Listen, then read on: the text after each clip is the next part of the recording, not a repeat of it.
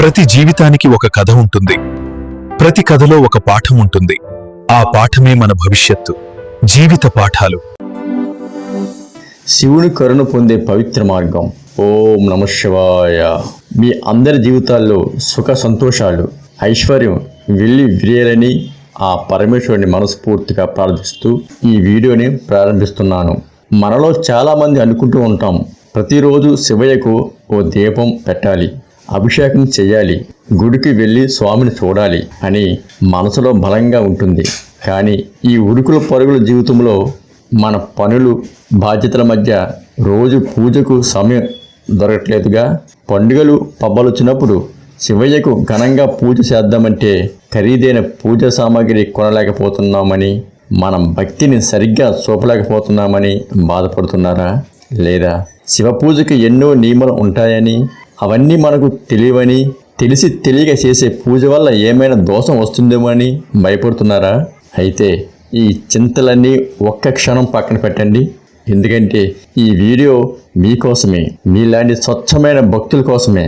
ఒక్క విషయం గుర్తుపెట్టుకోండి, ఆ భోళాశంకరుడికి, ఆ కైలాసవాసుడికి కావాల్సింది మన ఆడంబరం కాదు, ఆర్తితో కూడిన ఒక్క పిలుపు.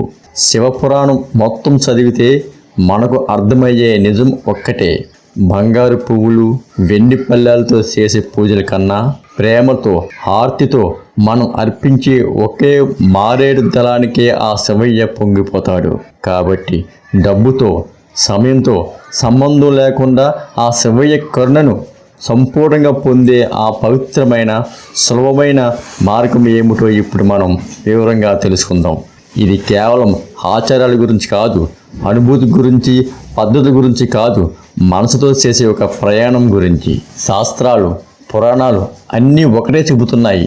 శివుడు భవప్రియుడు, అంటే ఆయన మన భావాన్ని మాత్రమే చూస్తాడు. మనసులో ఎంత ప్రేమ ఉంది, ఎంత ఆర్తి ఉంది, ఎంత నిజాయితీ ఉంది అని మాత్రమే గమనిస్తాడు. మనం సమర్పించే వస్తువు ఎంత ఖరీదైనది కానీ కాదు, సమర్పించే మనసు ఎంత స్వచ్ఛమైనది అని చూస్తాడు. ఇప్పుడు మనం చేసే పూజలు, అభిషేకాలు, నైవేద్యాలు ఇవన్నీ ఆ దేవుడి మీద మనకు ప్రేమను, కృతజ్ఞతను చూపించే దారులు అయితే, ఒక తల్లి తన బిడ్డ మీద ప్రేమను చూపించడానికి ఎన్నో చేస్తుంది.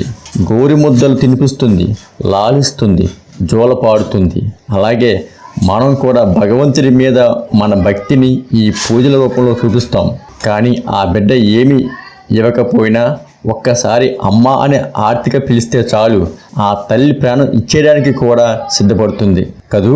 సరిగ్గా అలాగే ఈ జగత్తుకే తండ్రైన ఆ పరమశివుడు కూడా మనం ఏమి ఇవ్వకపోయినా శివ అనే ఆర్తితో ఒక్కసారి పిలిస్తే చాలు, కరిగిపోయి కరుణను వర్తిస్తాడు. కాబట్టి పూజలు చేయలేకపోతున్నామని అస్సలు బాధపడకండి. ఇప్పుడు నేను చెప్పబోయే మార్గాలు ఏ ఖర్చు లేకుండా, ఏ ఆడంబరం లేకుండా మీ మనసునే శివాలయంగా, మీ ప్రతి శ్వాసను ఒక మంత్రంగా మార్చే అత్యంత శక్తివంతమైనవి. శివభక్తికి ఆడంబరం అవసరం లేదని చెప్పడానికి మన పురాణాల్లో ఎన్నో కథలు ఉన్నాయి.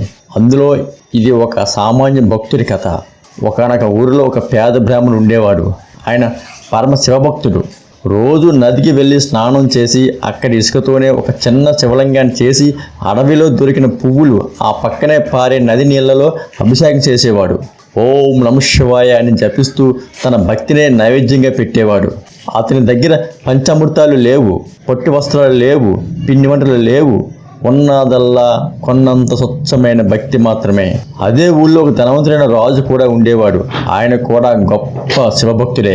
రోజు తన కోటలోని బంగారు శివలింగానికి 100 లీటర్ల పాలతో, సుగంధ ద్రవ్యాలతో, ఖరీదైన వస్త్రాలతో, 56 రకాల నైవేద్యాలతో అత్యంత వైభవంగా పూజ చేసేవాడు. ఒకరోజు రాత్రి రాజు కలలో శివుడు కనిపించాడు. రాజు పొంగిపోతూ, స్వామి, నా ఈ వైభవపేతమైన పూజలు స్వీకరించి నన్ను కరుణించడానికి వచ్చారా అని అడిగాడు. అందుకు శివుడు చిరునవ్వుతో, రాజా, నీ పూజ నాకు అందుతుంది. కానీ ఈరోజు నేను నిజంగా తృప్తి చెందింది నీ పూజతో కాదు. నీ రాజ్యం చివర నది తీరంలో ఒక పేద బ్రాహ్మణుడు ఆర్తితో సమర్పించిన చల్లని నీటి అభిషేకానికి, అడవి పూల అలంకారానికి నా హృదయం ఆనందంతో నిండిపోయింది. అతని పిలుపులోని నిజాయితీకి, అతని భక్తిలోని ఆర్తికి నేను కట్టుబడి ఉన్నాను అని చెప్పి మాయమయ్యాడు. రాజు ఉదయాన్నే లేచి ఆ బ్రాహ్మణుని వెతుక్కుంటూ వెళ్ళి అతని నిరాడంబరమైన పూజను, అతని కళ్ళల్లోని భక్తిని చూసి చలించిపోయాడు. ఆ రోజు రాజుకు అర్థమైంది, శివుడికి కావలసింది వస్తువులు కాదు, భక్తుడి మనసులోని హారతి అని. ఈ కథ మనకు చెప్పే నీతి ఒక్కటే, మన దగ్గర ఏముంది అనేది కాదు ముఖ్యం, మన మనసులో ఆయన పట్ల ఎంత భక్తి ఉంది అనేది ముఖ్యం. మరి ఆ భక్తిని చూపించడానికి, ఆ శివయ్య కరుణను పొందడానికి ఉన్న ఆ 5 సులభమైన పవిత్రమైన మార్గాలను ఇప్పుడు మనం తెలుసుకుందాం. మార్గం 1, హారతితో ఓం నమః శివాయ జపం. ఇది అన్నిటికన్నా సులభమైనది, అత్యంత శక్తివంతమైన మార్గం. ఓం నమః శివాయ అనేది పంచాక్షరి మహామంత్రం. ఈ మంత్రశక్తి అనంతమైనది. దీన్ని జపించడానికి ప్రత్యేకమైన నియమాలు, నిబంధనలు, సమయాలు అసలు ఏమీ లేవు. మీరు ప్రయాణంలో ఉన్నప్పుడు కానీ, ఇంట్లో పని చేసినప్పుడు కానీ, ఆఫీస్లో ఉన్నప్పుడు కానీ, ఎప్పుడైనా ఎక్కడైనా మనసులో ఈ మంత్రాన్ని స్మరించవచ్చు. ముఖ్యంగా రాత్రి నిద్రపోయే ముందు ప్రశాంతంగా కూర్చుని కళ్ళు మూసుకుని 11 సార్లు కానీ, మీ ఓపికను బట్టి 108 సార్లు కానీ శివ శివ శివ అని లేదా ఓం నమః శివాయ అని ఆర్తిగా జపించండి. మీ పిలుపులోని ఆ ఆర్తి కైలాసంలో ఉన్న స్వామిని తప్పకుండా చేరుతుంది. దీనికి కావాల్సింది డబ్బు కాదు, భక్తి, సమయం కాదు, శ్రద్ధ. ఇంక 2వ మార్గం మానసిక అభిషేకం లేదా మానసిక పూజ. అభిషేకం అంటే శివునికి ప్రాణం, కానీ రోజు పాలతో పెరుగుతో అభిషేకం చేయడం అందరికీ సాధ్యం కాకపోవచ్చు. అలాంటప్పుడు మీరు మానస పూజ లేదా మానసిక అభిషేకం చేయవచ్చు. నిజానికి బయట చేసే పూజ కన్నా ఈ మానస పూజ ఎంతో ఉత్తమమైనదని పురాణాలు చెబుతున్నాయి. ఎలా చేయాలంటే, మీరు ఎక్కడున్నా సరే, బస్సులో కానీ, ఆఫీసులో లేక ఇంట్లో ఒక్క క్షణం కళ్ళు మూసుకోండి. మీ హృదయంలో లేదా మీ కన్నుల బొమ్మల మధ్యలో ప్రశాంతమైన శివలింగాన్ని ఉంచుకోండి. మీ మనసు అనే కలశంతో పవిత్ర గంగాజలాన్ని తెచ్చి ఆ లింగాన్ని నెమ్మదిగా అభిషేకం చేస్తున్నట్లు భావించండి. తరువాత ఆవు పాలు, పెరుగు, నెయ్యి, తేనె, చెరుకు రసం ఇలా పంచామృతాలతో అభిషేకిస్తున్నట్లు ఊహించుకోండి. సుగంధభరితమైన చందనాన్ని, విభూతిని అద్దుతున్నట్లు భావించండి. తాజాగా కనిపించిన మారేడు దళాలను, తెల్లని పువ్వులను అలంకరిస్తున్నట్లు చూడండి. దీపాలు చూపిస్తూ మధురమైన ఫలాలను నైవేద్యంగా పెడుతున్నట్లు సంకల్పించుకోండి. ఈ మానసిక పూజలో పరిమితులు ఏమీ లేవు. మీరు ఎంత వైభవంగానైనా శివుడిని పూజించవచ్చు. దీనికి ఎలాంటి ఖర్చు లేదు, కాంతం. ఎందుకంటే ఈ పూజలో మీ మనసు, మీ భావన పూర్తిగా శివుడిపైనే లగ్నమై ఉంటుంది. ఇలా చిత్తశుద్ధితో చేసే మానసిక పూజను ఆ భగవంతుడు నేరుగా స్వీకరిస్తాడు. ఇక 3వ మార్గం ప్రకృతిలో శివుడిని చూడడం. శివ అంటే మంగళకరమైనది అని అర్థం. ఆ శివుడు కేవలం లింగంలోనే కాదు, ఈ సృష్టిలోని ప్రతి అణువులోనే ఉన్నాడు. ఆయనే పంచభూతాల స్వరూపం. గలగల పారే నదిని చూసారా? అది శివుడిని జటాజటం నుండి జారుతున్న గంగా అని భావించి నమస్కరించుకోండి. ఎత్తైన పర్వతం చూసినప్పుడు దానిని సాక్షాత్తు కైలాస పర్వతంగా భావించండి. ఒక అందమైన పువ్వును చూస్తే ఆ అందం వెనుక ఉన్న సృష్టికర్త శివుడే అని తలుచుకోండి. రాత్రి ఆకాశంలో చంద్రుని చూసినప్పుడు ఆ చంద్రశేఖరుని స్మరించుకోండి. ఒక పచ్చని చెట్టును చూస్తే అందులోని జీవశక్తి ఆ పరమేశ్వరుడే చైతన్యమే అని గ్రహించండి. ఇలా ప్రకృతిలోని ప్రతి దానిలోని శివతత్వాన్ని చూడడం మొదలు పెడితే మీ జీవితమే ఒక నిరంతర పూజగా మారిపోతుంది.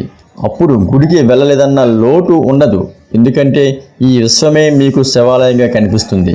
ఇంకా 4వ మార్గం జీవకారుణ్యం. శివుడికి మరో పేరు పశుపతి. అంటే కేవలం మనుషులకే కాదు, మోగ జీవాలతో సహా సమస్త జీవరాశులకు ఆయనే అధిపతి. కాబట్టి ఇతర జీవుల పట్ల దయ, కరుణ చూపించడం కూడా గొప్ప శివ పూజే. ఆకలితో ఉన్న కుక్కకు ఒక రొట్టె ముక్క వేయండి, అది శివ పూజే. దాహంతో ఉన్న పక్షి కోసం మీ ఇంటి బయట ఒక్క గిన్నెలో నీళ్లు పెట్టండి, అది శివ పూజే. కష్టాల్లో ఉన్న వారికి, నిస్సహాయులకు మీకు తోచిన చిన్న సహాయం చేయండి. ప్రతి జీవిలోని ఆ పరమేశ్వరుడు ఉన్నాడనే భావనతో మీరు చేసే సేవ నేరుగా ఆ పశుపతికి చెందుతుంది. గుర్తుంచుకోండి, శివపురాణం చెప్పే సారం ఇదే. కేవలం తనను పూజించే వారికన్నా తన సృష్టిని ప్రేమించే వారిని శివుడు ఎక్కువగా కరుణిస్తాడు. కాబట్టి మీ చుట్టూ ఉన్న జీవుల పట్ల కృప చూపించడం ద్వారా మీరు సులభంగా శివానుగ్రహాన్ని పొందవచ్చు. ఇక 5వ మార్గం నిస్వార్థమైన పని, కర్మయోగం. భగవద్గీత చెప్పినట్లుగా ఫలితం ఆశించకుండా చేసే ప్రతి పని ఒక యజ్ఞమే. ఆ పనిని ఈశార్పంగా ఉంటే శివయ్యకు అంకితం చేస్తూ చేయడం అనేది ఆయన ప్రసన్నం చేసుకోవడానికి ఒక అద్భుతమైన మార్గం. శ్రీకృష్ణుడు చెప్పిన కర్మయోగం గురించి ఒక వీడియో చేశాను, చూడండి ఇదే ఛానల్లో. మీరు విద్యార్థి అయితే మీ చదువును శ్రద్ధగా చదవండి, ఆ జ్ఞానాన్ని శివార్పణ చేయండి. మీరు ఉద్యోగి అయితే మీ పనిని నిజాయితీగా నిబద్ధతతో చేయండి, ఆ శ్రమను శివార్పణ చేయండి. మీరు గృహిణి అయితే మీ ఇంటి పనులను కుటుంబ బాధ్యతలను ప్రేమతో చూసుకోండి, ఆ సేవను శివార్పణ చేయండి. మీరు చేసే ప్రతి పనిని ఇది నా పని కాదు, శివయ్య నాకు ఇచ్చిన బాధ్యత అని, ఫలితం కూడా ఆయనదే అనే భావనతో చేయడం మొదలు పెడితే మీ ప్రతి కర్మ ఒక పూజగా మారుతుంది. అప్పుడు జీవితంలో ఒత్తిడి, ఆందోళన తగ్గి ప్రశాంతంగా అలవడుతుంది. ఈ నిష్కామ కర్మయోగం మిమ్మల్ని శివుడికి అత్యంత దగ్గరగా చేస్తుంది. మిత్రులారా, చూశారుగా, శివుని కరుణను పొందడానికి పర్వతాలను కదిలించక్కర్లేదు, సముద్రాలను దాటక్కర్లేదు. కావలసిందల్లా ఒకటే, స్వచ్ఛమైన మనసు, ఆర్తితో కూడిన పిలుపు. శ్రీకృష్ణుడు చెప్పిన కర్మయోగం గురించి మన ఛానల్ వీడియో ఉంది, చెక్ చేసి చూడండి, కొన్ని విషయాలు మీకు తెలుస్తాయి. పనిలో ఉన్నప్పుడు మనసును మెదిలే ఓం నమః శివాయ అని జపం, కళ్ళు మూసుకుని మనసులోనే చేసే అభిషేకం, ప్రకృతిలో చూసే ఆయన దివ్య రూపం, ఒక జీవికి చూపే చిన్నపాటి కరుణ, ఫలితం ఆశించకుండా చేసే మన పని. ఈ 5 మార్గాల్లో ఏ ఒక్కటి మీరు మనస్ఫూర్తిగా చేసినా ఆ బోళా శంకరుడి కరుణ కటాక్షాలు మీపై, మీ కుటుంబంపై ఎల్లప్పుడూ ఉంటాయి. ఎందుకంటే శివుడిని ప్రసన్నం చేసుకోవడానికి సంపద కాదు, స్వచ్ఛమైన మనసు చాలు, ఆడంబరం కాదు, ఆర్తి చాలు. ఆ పరమశివుడి అనుగ్రహం మీ అందరికీ కలగాలని మనస్ఫూర్తిగా కోరుకుంటున్నాను. ఈ వీడియోలో చెప్పిన విషయాలపై మీ అభిప్రాయం ఏంటో దయచేసి కామెంట్స్ రూపంలో చెప్పండి. మీకు తెలిసిన ఇలాంటి ఇతర సులభమైన శివభక్తి మార్గాలు ఏమైనా ఉంటే మాతో పంచుకోండి, అందరికీ ఉపయోగపడుతుంది. ఈ మంచి విషయం మరింత మందికి చేరేలా ఈ వీడియోని మీ స్నేహితులతో, కుటుంబ సభ్యులతో షేర్ చేసుకోండి. ఇలాంటి మరిన్ని ఆధ్యాత్మిక విషయాల కోసం మా జీవిత పాఠాల ఛానల్కు సబ్స్క్రైబ్ చేసుకుని బెల్ ఐకాన్ను ట్యాప్ చేయండి. మరిన్ని వీడియోస్ మీకు నోటిఫికేషన్ వస్తుంది. సబ్స్క్రైబ్ చేసుకోవడం మర్చిపోకండి. ఓం నమః శివాయ. సర్వే జన సుఖినో భవంతు.